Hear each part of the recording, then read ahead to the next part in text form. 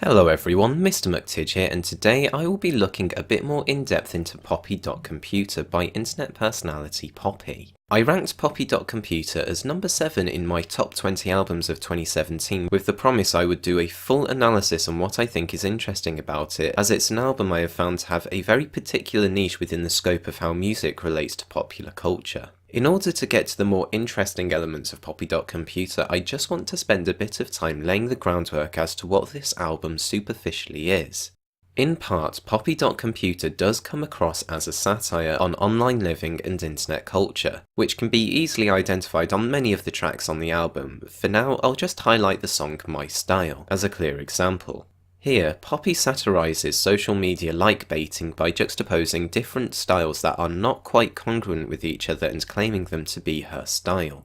Business class, bus pass, hot wax, that's my style, ice cream, credit card, modern art, that's my style. Two very obvious styles that aren't congruent with each other in these two lines being business class being for rich corporate types and bus passes being for us common folk. And then there are ones that are more eyebrow raising, such as credit card being paired with modern art. Here, Poppy is being archetypal of people who wear lifestyles like clothes that could be changed at any minute rather than treating a style as something that's integral or natural to one's daily lifestyle and identity. And given her figure as an online personality, the logical conclusion is that these swift changes in styles is to either maintain being fashionable or to maintain having enough content so that she can receive constant validation from her social media followers. Either way, it serves to highlight a shallowness to Poppy's character and satirises those who are like her. So this album clearly has successful and somewhat biting satirical elements to it, but this is complicated by other songs that don't give the impression of being a satire. Again, I'll pick the most clear example of this and talk about the song Let's Make a Video. Let's Make a Video is a very cutesy, almost moe song about wanting to make a video. I'll leave the lyrics on screen for you to read at your own leisure, but there's not a whole lot that can be interpreted as satire in this song. There is perhaps the line, I love you when you're happy, I love you when you're down, but I think this plays rather straightly into the idea of putting on a show in your video. There isn't any cultural commentary or satire here, but just a straightforward description of what Poppy does as she makes one of her videos.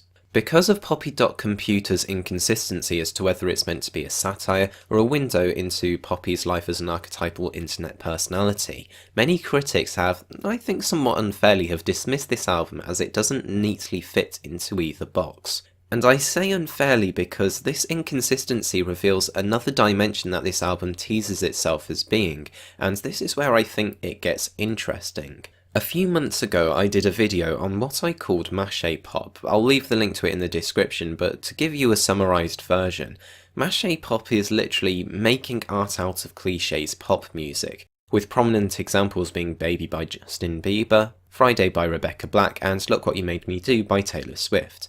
These are songs that are so riddled with clichés, standard practices, terrible lyrics and sheer uninventiveness that they become parodic of themselves and become a spectacle worth noting because of it. While I don't think Poppy.Computer is a Maché pop album, it does interact with the philosophy of Maché pop in a way that finds itself in a position of challenging its conventions and whether the album itself can be seen as good taste. To explore this further, I'm going to have a look at some of the instrumental and compositional choices in the album to see how they line up with Maché pop before moving on to how the lyrical and thematic aspects of the album interact with that genre. A good place to start discussing the instrumental features of the album is the song Moshi Moshi, which I believe is a suitable microcosm of this album. The bouncy quaver bass line and simple piano chords almost sound like the dumbing down of a typical J-pop song into its most basic and simplified elements. Something that matches the clichés and dumbed-down uninventiveness found in Maché pop. The vocal melodies on Moshi Moshi, and the entire album for that matter, only seem to confirm this. They're very simple, very consonant, very obvious, and very safe. If you listen to just about any track on this album besides the opening track, you can hear clearly what I mean, but on Moshi Moshi, I'll just highlight Poppy singing Hey Hey Hey Okay going into the chorus. It feels like a song that you might hear on a kids show aimed at preschoolers. The obvious features of Moshi Moshi are designed in a way for it to be dismissed as lazy songwriting, which no doubt many people have, but then after the second chorus we hear one of the best guitar solos of the year, and I genuinely mean that. The shape of the guitar solo is fantastic. Initially starting off the first two phrases within Poppy's vocal range before expanding outwards, the downward sequence in the third and fourth measures is an excellently consonant yet detailed answer to the first two phrases of the solo. Measures 5 and 6 reflect the phraseology of measures 1 to 4, but with it happening twice as quickly, which works perfectly as it gives the upward spiral of notes in measure 6 a burst of momentum without it seeming too forced, before winding down for the last two measures. The reason why this is so genius is because the composition is largely, up until that point, intentionally lacking in detail, and the song's lyrics about being beyond living like typical girls feels ironic against this pleasant yet uninventive pop backing. And so when the guitar solo comes in, and particularly the upward spiral in the sixth measure comes in, our expectations are subverted as the guitar, which starts in Poppy's range, finds itself being able to go further, higher, and more detailed than Poppy's melodies in this album. You could even interpret it metaphorically in that the guitar expanding on Poppy's consonant style is metaphorical for music being able to take expressions so much further than what they would be without it, again reflecting the lyrical themes of this song. But that's not even the whole explanation as to why this guitar solo is such a fantastic moment. Poppy makes the genius move of not making the guitar solo too loud or abrasive. Its synthy tone sits comfortably within the softer piano and keyboard sounds, allowing it to not necessarily blend in, but not necessarily stand out either. It being mixed not too loudly seems to help with this. The production choice is one that's meant to make a casual listener just go, "Oh, that was nice," rather than really pay attention to see what it means within the music. And that's why I think Moshi Moshi is such a good microcosm of Poppy.Computer, because the album is full of hidden songwriting choices that are masked by the facade of the album presenting itself as a Maché pop album. This album is filled with obvious, safe melodies, simple rhythms, facile chord progressions, and oftentimes uninventive lyrics, but there's definitely more under the surface. I've spent a long time on the one example in Moshi Moshi, so I'll swiftly go over some other great compositional choices here. One is in Computer Boy, where the minor inflection in the otherwise tonally major piece of music in the guitar riff in the verse gives that hint of implied cultural commentary that the story of Computer Boy, which is otherwise straight-facedly about being in love with a computer, has a sinister undertone to it, and it foreshadows the tension that's felt in the later song in the album, Software Upgrade. Interweb takes the conventions of the instrumentation of Maché pop, but subverts them by sculpting every single line in the score so that every single note that is present can be heard clearly, and contributes to the catchiness or hypnotic quality of the piece. It's honestly a minimalist pop masterpiece, from the change to sixteenths in the bridge, added breaths in the last chorus, and echoing Blondie-esque vocals.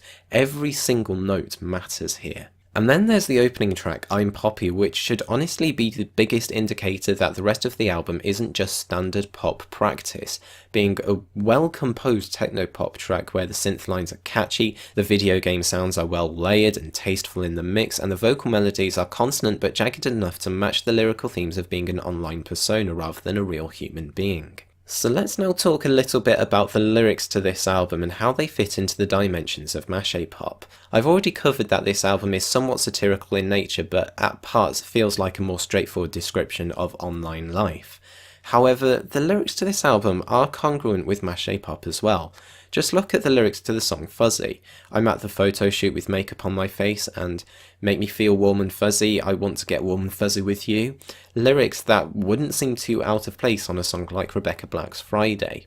And what I'm trying to get at, that this album does so brilliantly, is very conceptual, but luckily for me there's already a well-known internet phenomenon that I can reference to make explaining it much easier and quicker, and that is Poe's Law. To take it from Wikipedia, Poe's Law is an adage of internet culture stating that without a clear indicator of the author's intent, it is impossible to create a parody of extreme views so obviously exaggerated that it cannot be mistaken by some readers or viewers as a sincere expression of the parodied views. In my video on Maché pop, I elaborated on what I called the so bad it's good factor, and how the culmination of bad aspects to the music created a spectacle worth noting because of how impossible it is to determine whether or not these pieces of music were genuinely written with good, or at least adequate taste in mind, or if they were signed off on with the full knowledge that the music had all these cliches in them. And because of that, they became spectacles attracting huge attention. The further worse you could make a song while the public thinks you're still being genuine in your songwriting, the bigger the attention the song got. And bringing it back to Poppy.Computer, the album interacts with Poe's Law and this aspect of Maché pop in a very interesting way. Tracks like Let's Make a Video, Fuzzy and Microphone are somewhat tame in their presentation of Poppy's character, but without any change in the vocals or compositional style to indicate we should take this song differently. We also have the song Bleach Blonde Baby, and while Poppy's delivery is as cool and dainty as ever in this song, she sings some of the most absurd lyrics that portray her as, I guess, a girl so perfect she's absurdly saccharine. My eyelashes are 7 feet long, people stop, they stop and stare. They want to know if I got them glued on, but I woke up and they were there. And I'm softer than a daisy, if you cut me I'll bleed pink. These lyrics are obviously ridiculous, but because of how this album flirts between being a satire and a straightforward description, and also how it interacts with the factors that make Maché pop work, it becomes impossible to know whether her portrayal of herself in this song is supposed to be taken genuinely. She is, after all, a character that's played, potentially not human, so these things could be fictionally true, if you know what I mean. The way this album plays out means that it's constantly teasing between Poe's Law and good songwriting, which is the crux of why I think it's such a unique and interesting album. That in many ways is subversive of a genre that is already subversive to begin with, and one of the most interesting phenomena of the 21st century. So that concludes my section of my video on why I think Poppy.Computer is such an interesting album. Given the unique spheres it operates within as an album, I found it very difficult to rank among my top 20 albums of 2017, and perhaps I shortchanged it by putting it at only number 7. But much like how the album teases between being brilliant and being poor taste, it had me questioning if everything that could be read into this album was actually intentional or not. I think that everything I've said in this analysis is well reasoned, so hopefully you can at least see my point of view on this album. There are a couple of miscellaneous thoughts I just want to cover on the side though.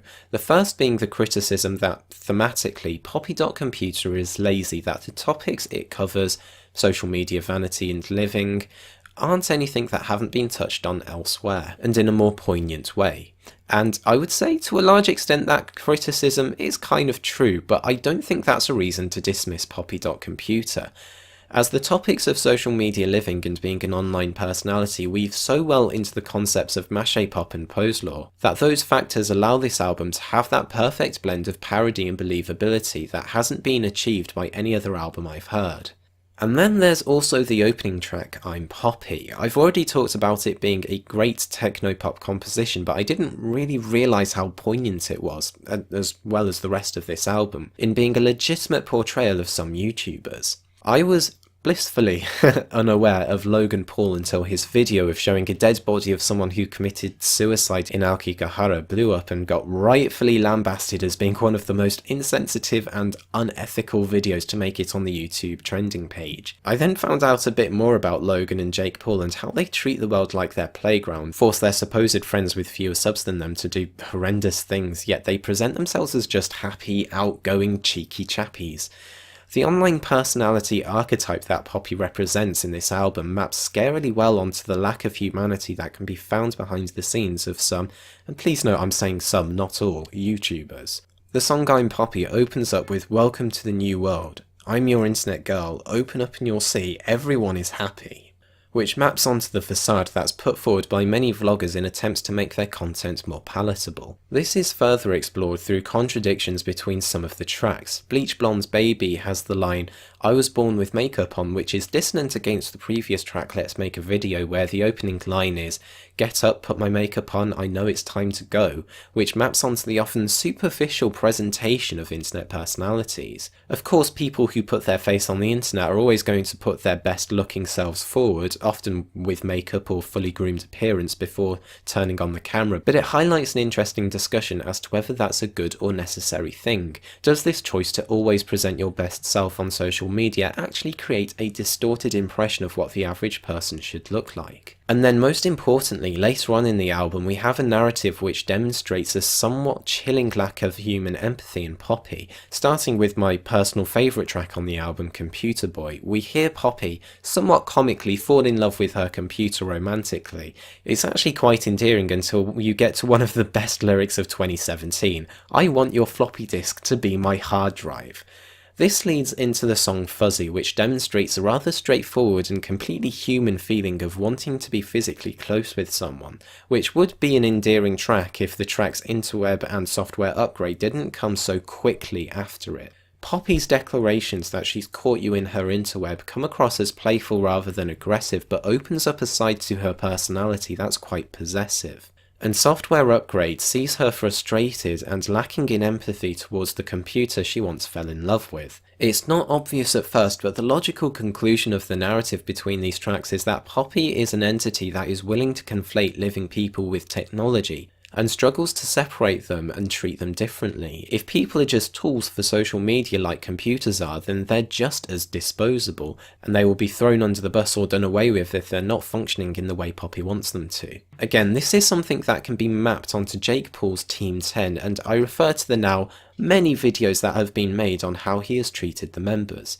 People can say that the ideas presented in Poppy.Computer aren't inventive, but they're a lot more poignant than I've seen many people give them credit for. To conclude, I'll just say a few words on the only track I haven't talked about yet, and that's the closing track, Pop Music.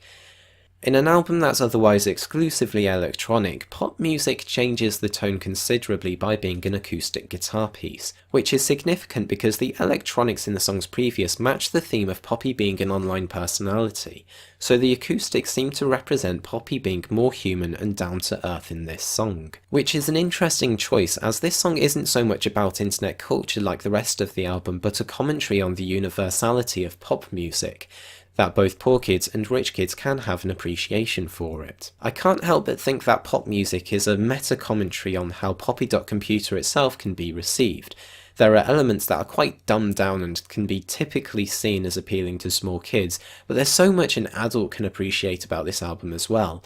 Its catchy simplicity can appeal to the more basic pleasures that can be gained from music, but how it places itself culturally and within the music soundscape gives a music enthusiast like me plenty to talk about, as evidenced in this analysis. So those are my thoughts on Poppy.Computer, and I'm certainly glad I gave it its own video. These 3,000 plus words are definitely so much better than the 600 I had initially planned for it in my top 20 albums of 2017 video. Did you listen to or like this album? Are you one of those people who hated this album? Is there anything I've said here that may have opened up a different way of thinking about this album? Let me know in the comments below, but until next time, stay awesome.